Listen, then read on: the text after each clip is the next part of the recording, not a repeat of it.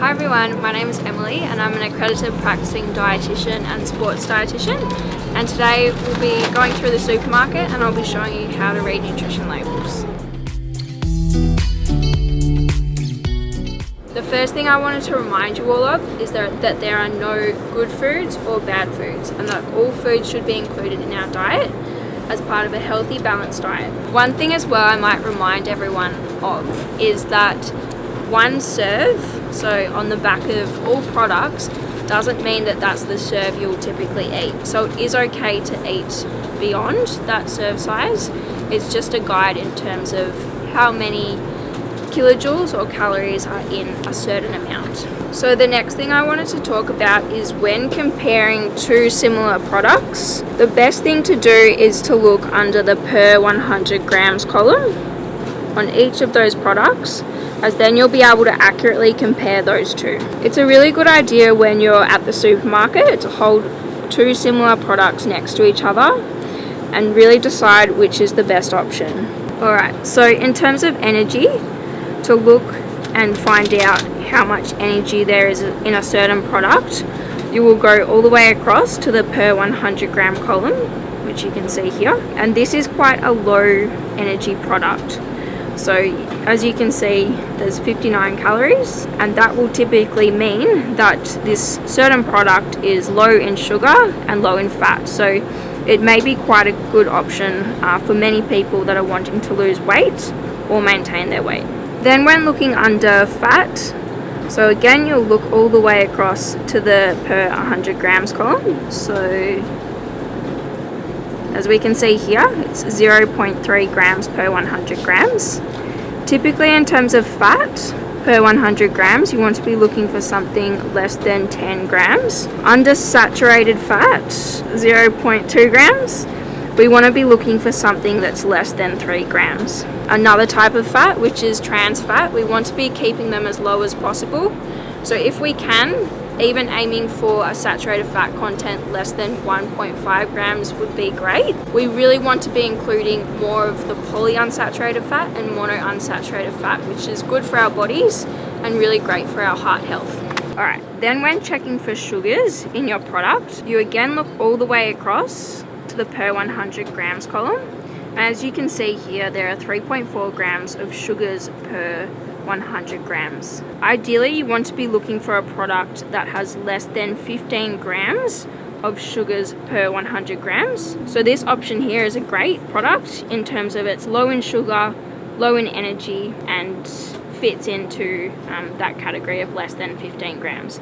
If it is over the 15 grams, that's when ideally you want to start having a look under the ingredients column and see what those extra sugars are.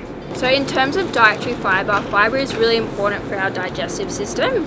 It keeps our gut nice and healthy, it keeps us regular, and it helps to remove some cholesterol from the body. So in terms of this yogurt here, this is quite low in fibre, as the product mainly is great in terms of its calcium and its protein. In terms of all your whole grain and those carbohydrate sources of food, so all your noodles, breads, rice, pasta, all your whole grain biscuits that are a really important part of your diet. When looking at the nutrition label under fibre, like I've been doing with the yogurt, you'll go all the way across and look under the per 100 grams column, and you want to be choosing a product that has above 3 grams of fibre in, if possible. You know, looking at 8 to 10 grams of fibre, that's a really great product. But if you can aim for something just above 3 grams when choosing these products, you'll definitely be on the right track with meeting your requirements of around 25 to 30 grams of fibre each day. And then the last thing to look for when reading a nutritional label is looking for sodium. So sodium also means salt, and ideally we want to be keeping our salt as low as possible to make sure that we're not elevating our blood pressure and not making our heart work harder than it needs to. So with these two products here, we'll have a look at how much sodium they contain. Again, it will be looking at the per 100 grams column. So as you can see here, this tub of yogurt has 41 milligrams. Ideally, we want to be aiming for a product with less than 120 milligrams. So that's a great one, that fits. So now just looking at the brown rice and quinoa rice cakes. Again, we'll look under the per 100 grams column. So you can see here, this is a really great product in terms of it's very low in salt. So it's less than 5 milligrams. So that is another great option. So if we were to do a comparison here between these two products in terms of their sodium, we've just seen that this one is really low in that it only has 5 milligrams of salt per 100 grams.